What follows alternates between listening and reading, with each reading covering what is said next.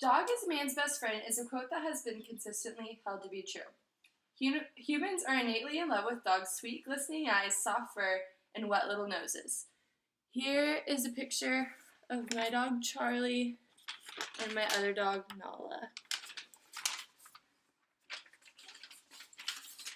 Their loyalty is everlasting, and they eradicate happiness and love towards nearly everyone.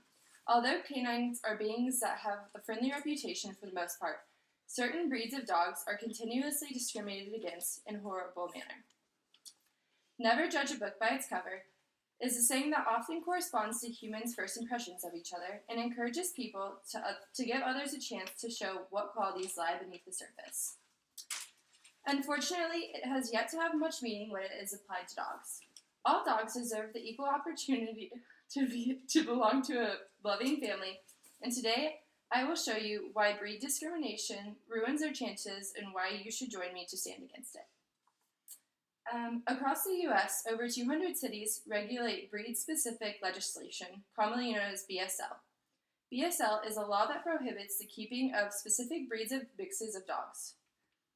Other restrictions sometimes implemented by BSL include muzzling the dog in public, placing vicious dog signs in the owner's yards, and sometimes they're even forced to get the dog neutered or spayed to prevent offspring of that breed. The only factor these breed-specific laws truly take into consideration is their appearance. The tempers and behaviors of each specific dog is never taken into account whatsoever.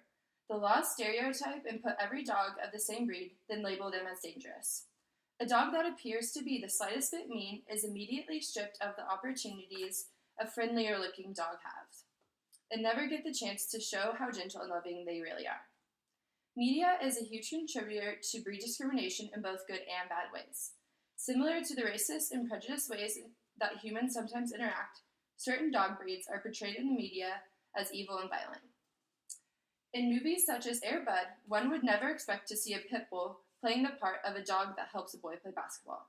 But it would be no surprise to see the evil St. Bernard and Cujo the killer dog replaced by a Rottweiler or pit bull. In the news, it's fairly normal to hear stories about pit bulls being involved in dogfights.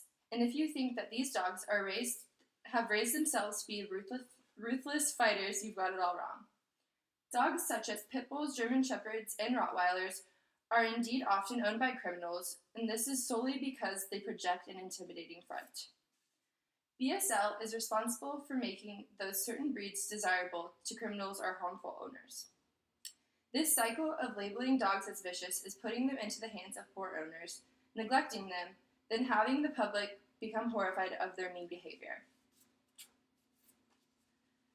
Just one break in this cycle could change the future for the dog and help to get it back into a loving home where it can be treated well. There have been a large amount of online petitions and donations towards the cause recently on media sites such as Facebook and Twitter that I encourage you all to check out. In this case, the media has been helpful towards ending breed discrimination. It is estimated that nearly 200 pit bulls are killed every day in the city of Los Angeles' shelters because there aren't enough people willing to adopt them, and there isn't enough room in these shelters. For pit bulls without homes, a death sentence is practically a given. If people heard that instead of pit bulls, dogs such as golden retrievers or Labradors were being killed in the shelters to make more room, there would be outrage. What's almost worse than the huge number of pit bulls and other BSL breeds that have been banned is the public's acceptance of this obvious discrimination. Discrimination amongst humans is not tolerated in today's society, so why are we doing this to innocent dogs?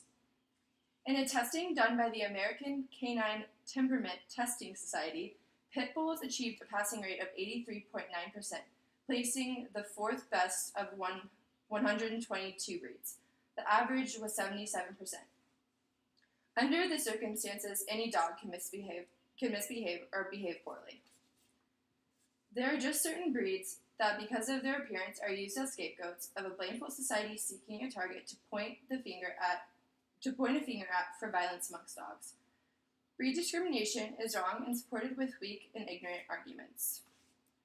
A dog is not born vicious, but is trained to be that way through neglect and abuse.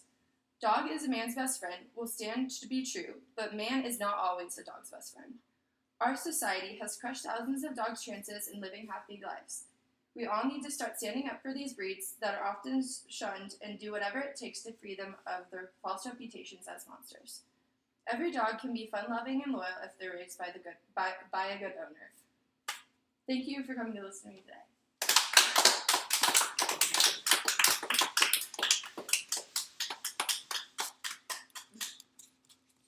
Let's see how